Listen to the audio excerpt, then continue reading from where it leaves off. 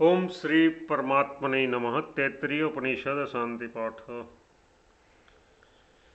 तैत्तिरीय उपनिषद ये उपनिषद कृष्ण यजुर्वेदीय तैत्तिरीय शाखा के अंतर्गत तैत्तिरीय आरण्यक का अंग है। तैत्तिरीय आरण्यक के 10 अध्याय है, उनमें से 7वें, 8वें और 9वें अध्यायों को ही तैत्तिरीय उपनिषद कहा जाता है। शिक्षावल्ली प्रथम अनुवाक। इस प्रथम अनुवाक में भिन्न भिन्न शक्तियों के अधिष्ठाता परब्रह्म परमात्मा की भिन्न भिन्न नाम और रूपों में स्तुति करते हुए उनसे प्रार्थना की गई है। भाव यह है कि समस्त आदिदेविक, आध्यात्मिक और आदि भौतिक शक्तियों के रूप में तथा उसके अधिष्ठाता मित्र वरुण आदि देवताओं के रूप में जो सबके आत्मा अंतर्यामी परमात्मा है, वे सब प्रकार से हमारे लिए कल्याणमय हो, हमारी उन्नति के मार्ग में अपनी प्राप्ति के मार्ग में किसी प्रकार का विघ्न न आने दे। सबके अंतर्यामी उस ब्रह्म को हम नमस्कार करते हैं। इस प्रकार परमात्मा से शांति की प्रार्थना करके सूत्रात्मा प्राण के रूप में समस्त प्राणियों में व्याप्त उस परब्रह्म परमेश्वर की वायु के नाम से स्तुति करते हैं। हे सर्वशक्तिमान, सबके प्राण स्वरूप वायुमय परमेश्वर, तुम्हें नमस्कार है। तुम ही समस्त प्राणियों के प्राण स्वरूप प्रत्यक्ष ब्रह्म हो, अतः मैं तुम ही को प्रत्यक्ष ब्रह्म के नाम से पुकारूंगा। मैं रुत नाम से भी तुम्हें पुकारूंगा और सारे प्राणियों के लिए जो कल्याणकारी नियम है, उस नियम रूप रुत के तुम ही अधिष्ठाता हो, तथा मैं तुम्हें सत्य नाम से पुकारा करूंगा, क्योंकि सत्य यथार्थ भाषण के अधिष्ठातृ देवता तुम ही हो। वे सर्वव्यापी अंतर्यामी परमेश्वर मुझे सत्य आचरण एवं सत्य भाषण करने की और सत्य विद्या को ग्रहण करने की शक्ति प्रदान करके इस जन्म मरण रूप संसार चक्र से मेरी रक्षा करे, तथा मेरे आश्चर्य को इन सबका उपदेश देकर सर्वत्र उस सत्य का प्रचार करने की शक्ति प्रदान करके उसकी रक्षा करे, या मेरी रक्षा करे, वक्ता की रक्षा करे। इन वाक्यों को दोबारा कहने का अभिप्राय शांति पाठ की समाप्ति को सूचित करता है। ओम शांति शांति शांति। इस प्रकार 3 बार कहने का भाव यह है कि आदि भौतिक, आदि दैविक और आध्यात्मिक तीनों प्रकार के विघ्नों का सर्वथा उपशमन हो जाए। भगवान शांति स्वरूप है, अतः उसके स्मरण से सब प्रकार की शांति निश्चित है। प्रथम अनुवाक समाप्त।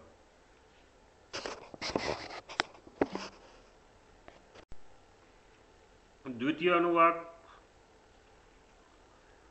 इस मंत्र में वेद के उच्चारण के नियमों का वर्णन करने की प्रतिज्ञा करके उसका संकेत मात्र किया गया है। इससे मालूम होता है कि उस समय जो शिष्य परमात्मा की रहस्य विद्या का जिज्ञासु होता था, वह इस नियमों को पहले से ही पूर्णतया जानने वाला होता था, अतः उसे सावधान रहने के लिए संकेत मात्र ही यथेष्ट था। इस संकेतों का भाव ये प्रतीत होता है कि मनुष्य को वैसे तो प्रत्येक शब्द के उच्चारण में सावधानी के साथ शुद्ध बोलने का अभ्यास रखना चाहिए, पर यदि लौकिक शब्दों में नियमों का पालन नहीं भी किया जा सके तो कम से कम वेद मंत्रों का उच्चारण तो अवश्य ही शिक्षा के अनुसार होना चाहिए। क, ख आदि व्यंजन वर्णों और अ, आ आदि स्वर वर्णों का स्पष्ट उच्चारण करना चाहिए।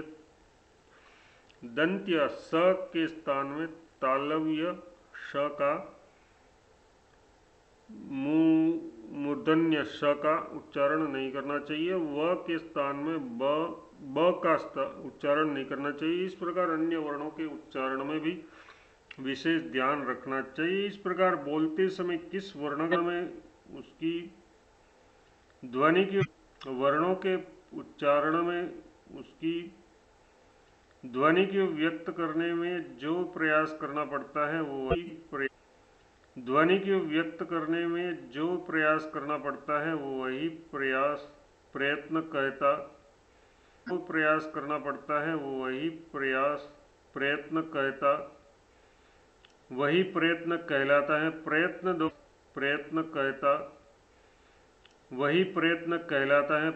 दो प्रकार के होते हैं, आभ्यंतर और बाह्य। प्रयत्न दो प्रकार के होते हैं, आभ्यंतर और बाह्य। आभ्यंतर के 5 और बाह्य के 11 भेद होते हैं। आभ्यंतर और बाह्य, आभ्यंतर के 5 और बाह्य के 11 भेद माने गए हैं। स्पुष्ट ईश्वर के 11 भेद माने गए हैं। स्पुष्ट ईशत स्त्रुप्त, स्पुष्ट ईशत स्त्रुप्त, स्त्रुप्त विवृत, ईषद विवृत, संवृत, ये आभ्यंतर प्रत्यय है। अभ्यंतर प्रयत्न है। विवार, संवार, श्वास, नाद, घोष, अघोष, अल्प प्राण, महाप्राण, उदात, अनुदात और स्वरित, ये बाह्य प्रत्यय हैं। उदाहरण के लिए क से लेकर म तक के स्वरों का अभ्यंतर प्रयत्न स्पष्ट है, क्योंकि कंठ आदि स्थानों में प्राणवायु के स्पर्श से इसका उच्चारण होता है। क का बाह्य प्रयत्न विवार, श्वास, अघोष तथा अल्प प्राण है। इस विषय का विशद ज्ञान प्राप्त करने के लिए व्याकरण देखना चाहिए। वर्णों का समवृत्ति से उच्चारण या समागान की रीति से साम है, इसका भी ज्ञान और तदनुसार उच्चारण आवश्यक है। संतान का अर्थ है संहिता, संधि, स्वर, व्यंजन, विसर्ग अथवा अनुवाद आदि अपने परवर्ती वर्णों के संयोग से कहीं कहीं नूतन रूप धारण कर लेते हैं। इस प्रकार वर्णों का ये संयोग जनित विकृति भाव संधि कहलाता है। किसी विशेष तल में जहाँ संधि बाधिता होती है वहाँ वर्ण में विकार नहीं आता, अतः उसे प्रकृति भाव कहते हैं। कहने का तात्पर्य है कि वर्णों के उच्चारण में उक्त 6 नियमों का पालन आवश्यक है। द्वितीय अनुवाक समाप्त।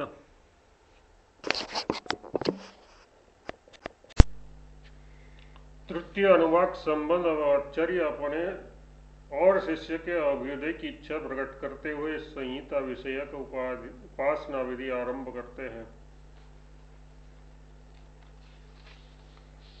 इस अनुवाक में पहले समदर्शी आचार्य के द्वारा अपने लिए और शिष्य के लिए भी यश और तेज की वृद्धि के उद्देश्य से शुभ आशंका की गई है, आकांक्षा की गई है। आचार्य की अभिलाषा यह है कि हमको तथा हमारे श्रद्धालु और विनयी शिष्यों को भी ज्ञान और उपासना से उपलब्ध होने वाले यश और ब्रह्मतेज की प्राप्ति हो। इसके पश्चात आचार्य संहिता विषयक उपनिषद की व्याख्या करने की प्रतिज्ञा करते हुए उसका निरूपण करते हैं। वर्णों में जो संधि होती है उसको संहिता कहते हैं, वही संहिता।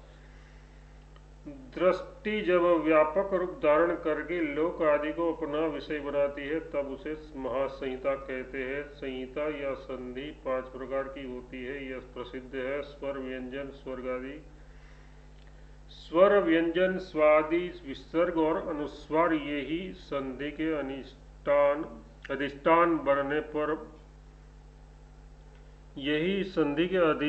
बनने पर पंच संधि के नाम से प्रसिद्ध होती है। वस्तुतः ये संधि के 5 आश्रय हैं। इसी प्रकार पूर्वोक्त महासंहिता या महासंधि के भी 5 आश्रय हैं। लोक, ज्योति, विद्या, प्रजा और आत्मा मतलब शरीर। तात्पर्य है कि जैसे वर्णों में संधि का दर्शन किया जाता है उसी प्रकार इन लोक आदि में भी संहिता दृष्टि करनी चाहिए।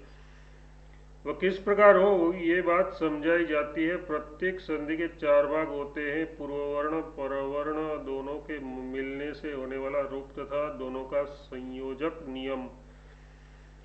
इसी प्रकार यहाँ जो लोक आदि में संहिता दृष्टि बताई जाती है उसके भी 4 विभाग होते हैं, पूर्व रूप, उत्तर रूप, संधि दोनों के मिलने से होने वाला रूप और संधान मतलब संयोजक। इस मंत्र में लोक विषयक संहिता दृष्टि का निरूपण किया गया है। पृथ्वी अर्थात ये लोक ही पूर्व रूप है। तात्पर्य है कि लोक विषयक महासंहिता में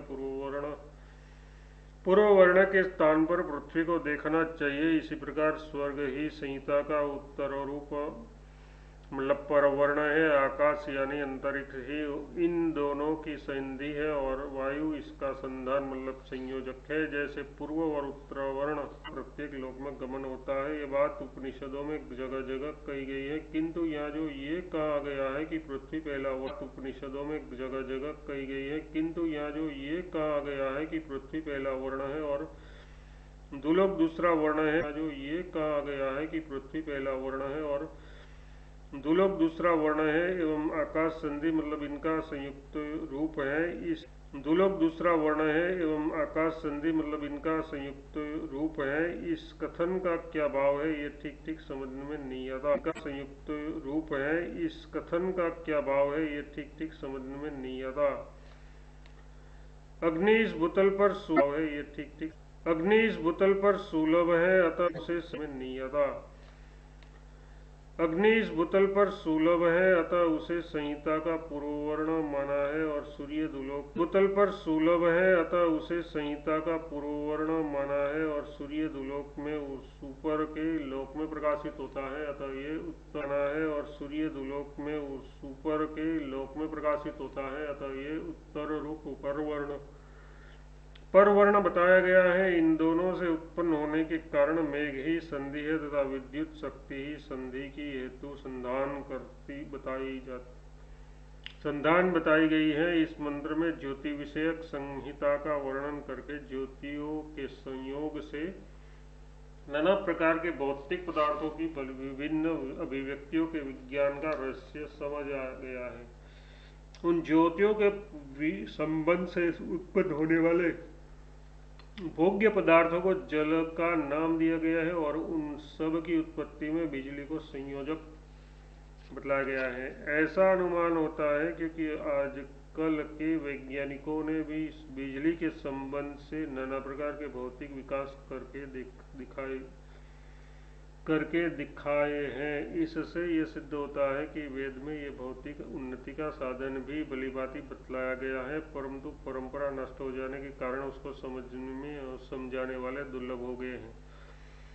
इस मंत्र में विद्या के विषय में संहिता दृष्टि का उपयोग किया गया है, उसके द्वारा विद्या प्राप्ति का रहस्य समझाया गया है। भाव यह है कि जिस प्रकार वर्णों की संधि में एक पूर्ववर्ण और एक परवर्ण होता है, उसी प्रकार यहाँ विद्यारूप संहिता में गुरु तो मानव पूर्ण वर्ण है, और श्रद्धा भक्ति पूर्वक गुरु की सेवा करने वाला विद्याभिलाषी विशिष्य परवर्ण है,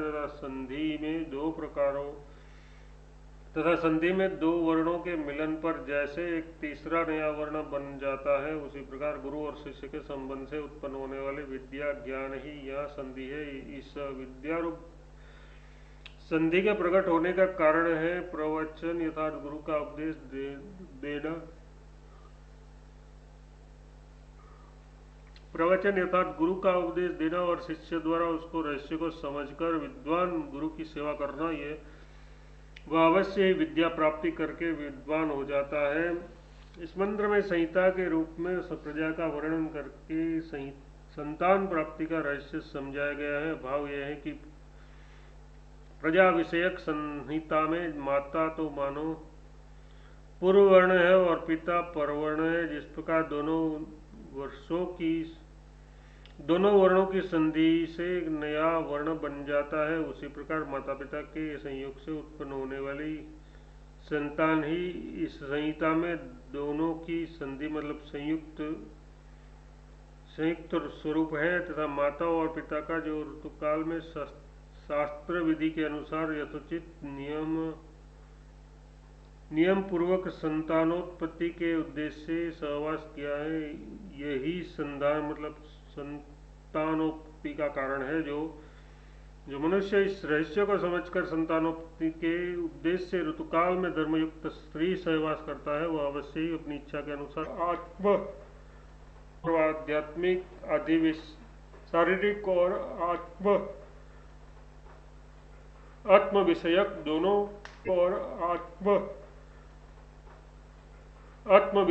दोनों तरह की उन्नति करने की सामर्थ्य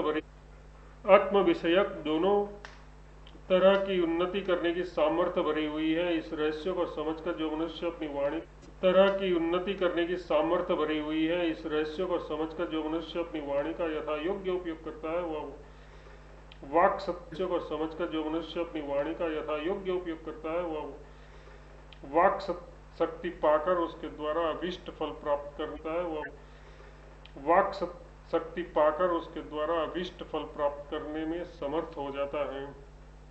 इस मंत्र में 5 के द्वारा अभीष्ट फल प्राप्त करने में समर्थ हो जाता है। इस मंत्र में 5 प्रकार से कही हुई महासंहिताओं के यथार्थ ज्ञान है। इस मंत्र में 5 प्रकार से कही हुई महासंहिताओं के यथार्थ ज्ञान का फल बताया गया है। इनको जानने वाला अपनी इच्छा के अनुकूल संतान प्राप्त कर सकता है, विद्या के द्वारा ब्रह्म तेज संपन्न हो जाता है, अपनी इच्छा के अनुसार नाना प्रकार के पशुओं को और अन्न आदि आवश्यक भोग पदार्थों को प्राप्त कर सकता है। इतना ही नहीं, उसे स्वर्गलोक की प्राप्ति भी हो जाती है। इनमें से लोक विषयक संहिता के ज्ञान से स्वर्ग आदि उत्तम लोक और ज्योतिर्विषयक ज्ञान संहिता के ज्ञान से नाना प्रकार की भौतिक सामग्री, प्रजा विषयक संधि के ज्ञान से संतान, विद्या विषयक संहिता के ज्ञान से विद्या और ब्रह्मतेज तथा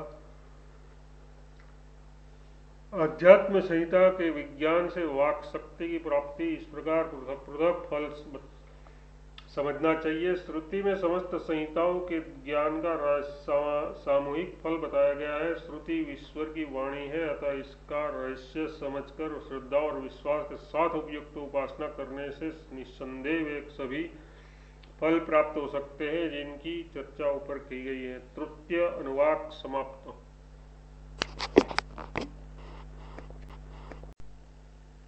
चतुर्थ अनुवाक। इस चतुर्थ अनुवाक में मैं श्रीमद् गोपई इस वाक्य तक ब्रह्म परमात्मा की प्राप्ति के लिए आवश्यक बुद्धि बल और शारीरिक बल की प्राप्ति के उद्देश्य से परमेश्वर से उसके नाम ओंकार द्वारा प्रार्थना करने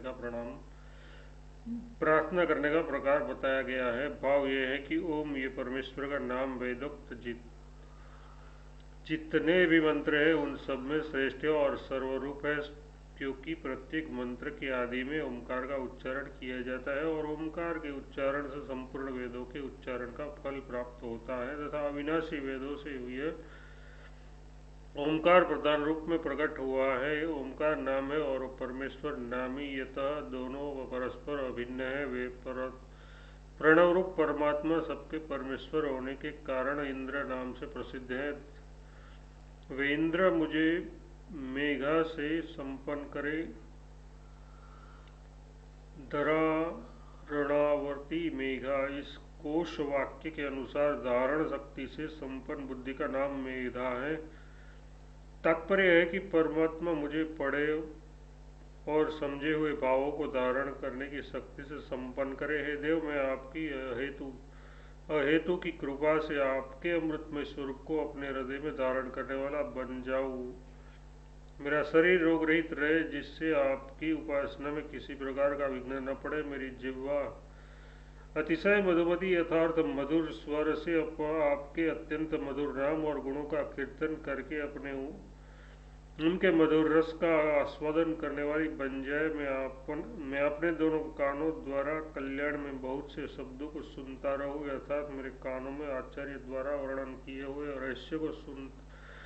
रहस्यों को पूर्णतया सुनने की शक्ति आ जाए और मुझे आपका कल्याणमय यश सुनने को मिलता रहे। हे ओंकार तो परमेश्वर की निधि है, अर्थात वे पूर्ण ब्रह्म परमेश्वर तुझ में भरे हुए हैं, क्योंकि नामी नाम के ही आश्रित रहता है। ऐसा होते हुए भी तू मनुष्यों की लौकिक बुद्धि से ढका हुआ है। लौकिक तर्क से अनुसंधान करने वाले की बुद्धि में तेरा प्रभाव व्यक्त नहीं होता है। देव, तो सुने हुए उपदेश की रक्षा कर, यथार्थ ऐसी कृपा कर कि मुझे जो उपदेश सुनने को मिले उसे मैं स्मरण रखता हुआ